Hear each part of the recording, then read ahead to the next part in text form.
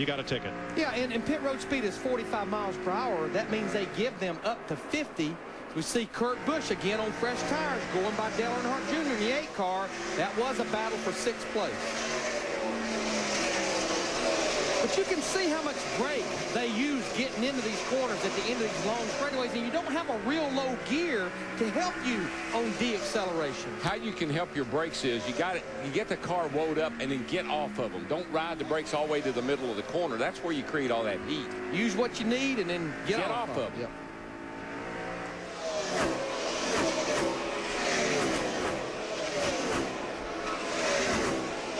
You know, all these guys brake with their left foot. I mean, you 2-foot drive a race car. You got your gas pedal on the right and you brake on the left. One of the things I learned through the years, if you're having a brake problem, is just use your right foot. Put your left foot on the footrest and use your right foot. That way, I'm off the gas and I'm on the brake. I'm off the brake and on the gas. Now watch Dale Jr. as we ride along with the Budweiser number 8. He is trying different lines on the track, trying to run down Kurt Busch. That's why this is a fun racetrack, Mike. You can do that. You might find a lot of grip up high. You see that car right there that Kurt Busch is going underneath. That's Scott Riggs in the 10 car. All cars are back out on the racetrack, including David Reagan, David Stremme, and Scott Riggs. And the lap times between Busch and Earnhardt are not different by even 1/100 of a second. So different lines, but the same result right now.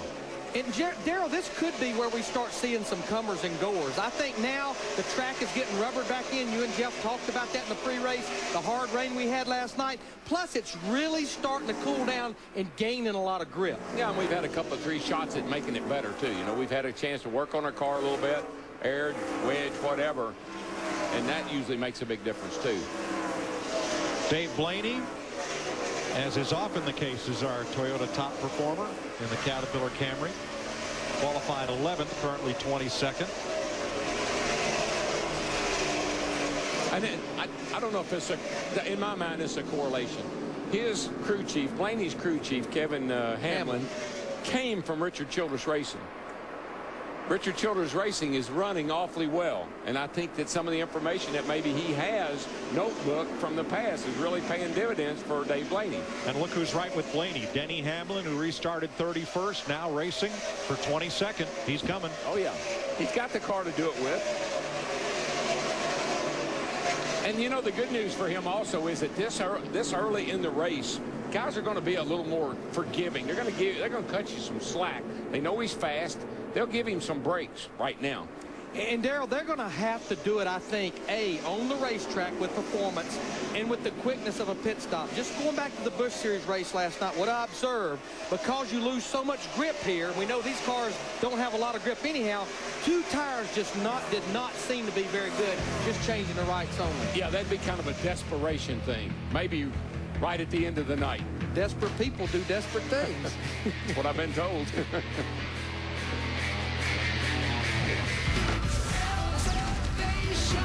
Every track has different challenges. The Subway Fresh Fit 500 is sponsored by Singular, now the new AT&T. By the auto parts experts at AutoZone. Get in the zone. AutoZone. By DirecTV. Just say ride shotgun on race day with NASCAR Hot Pass only on DirecTV. And by Frost Brewed Coors Light, the world's most refreshing beer. 123 laps complete out of 312 here in Phoenix. Kevin Harvick, the Shell Pennzoil Chevy, has led 24 laps. He's out in front right now by 1.7 seconds. And Kevin Harvick today will give us our DLP amazing moment. Kevin swept the 2 Phoenix races here last season. The first in April, beating Tony Stewart. And the second in November, besting Jimmy Johnson. I'll tell you one thing, is we had a shot at Kevin in his car there, Mike. He sure looked comfortable. Settling in for the long run. And look, I mean, he's not really cranking the wheel. So I think if we look at other cars, they talk about a car pushing. This car is not pushing. It's fairly neutral. See how he just got his hand up to the top. It's not going on over center there. So that car is really, really free and really turning well. doesn't have his hands full at all right now. No, he really looks very comfortable. The car's working. He's not having a fight with it.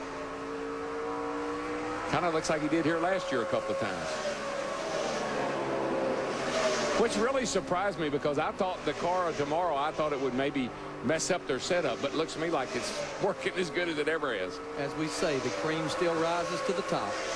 Meanwhile, Denny Hamlin, who started 31st, has moved up into the top 20. There he is right behind Tony Raines. Hamlin is 19th, but he made a pass while we were in break. That'll take your breath away.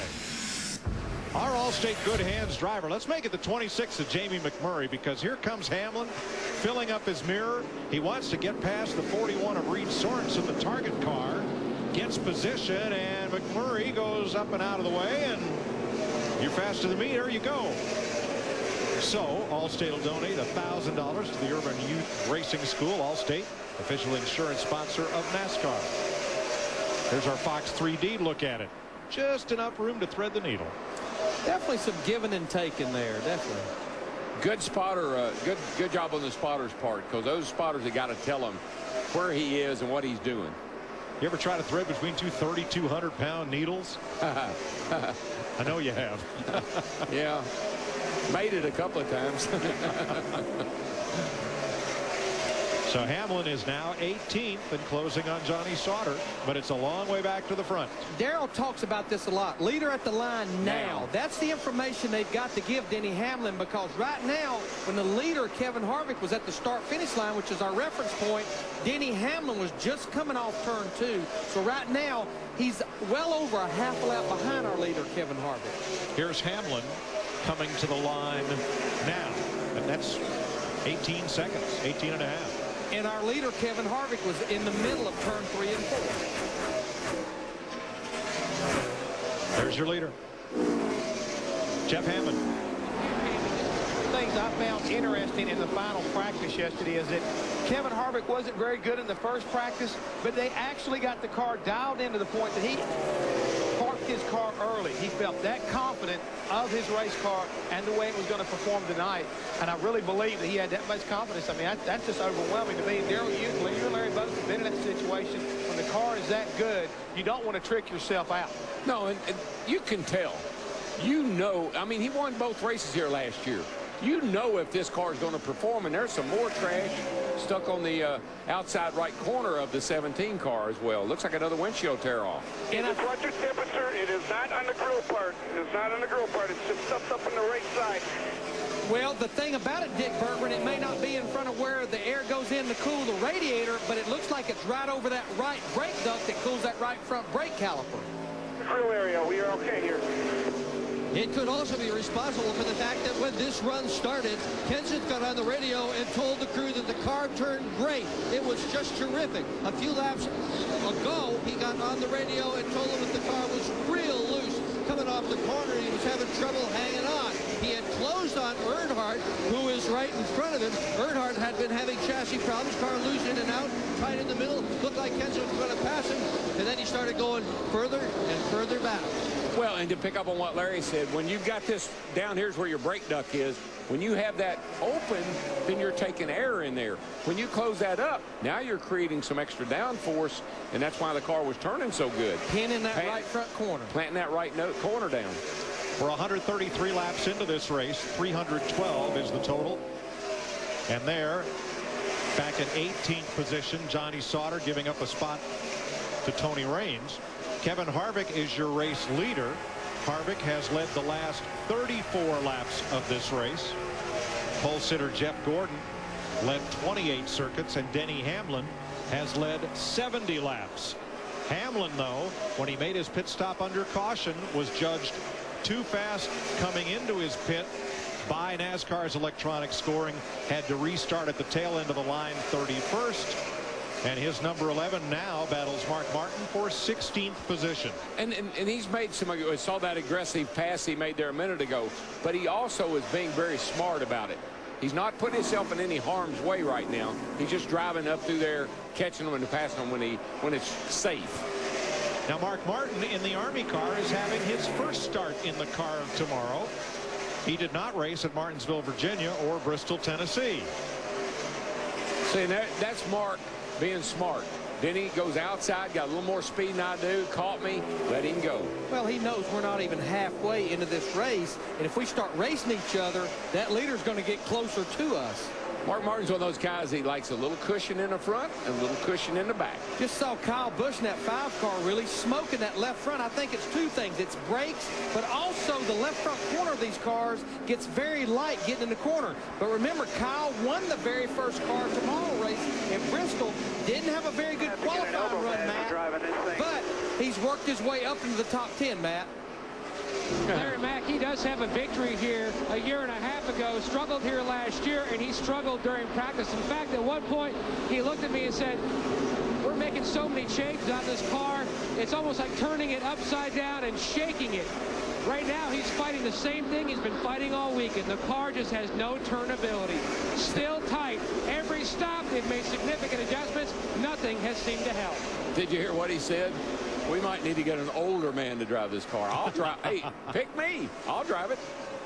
But, Darrell, if I'm Alan Gustafson right now, his crew chief, I'm looking at the scoring monitor saying, hey, we're going to keep working on it, but you're the fastest car on the racetrack right now. Kevin Harvick, your leader at 138 laps. He's 1 second ahead of Jimmy Johnson.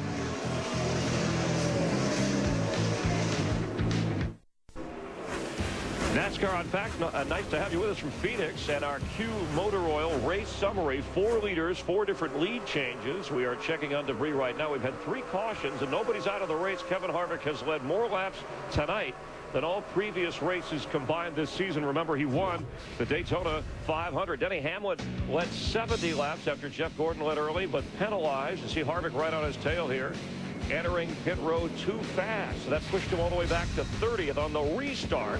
Harvick battling anybody and everybody to get into the lead. Remember, he swept the races here last year in Phoenix. Jimmy Johnson trying to battle Harvick, but Kevin out in front. Hamlin moving up through the field, working inside the top 20, splitting cars with splitters to get back near the front. Now there's a battle for the lead with Jimmy Johnson and Kevin Harvick. Back to live action here. Let's rejoin Darrell, Larry, and Mike. Well, what I was seeing in that battle was with Juan Montoya. That 42 car was doing everything he could possibly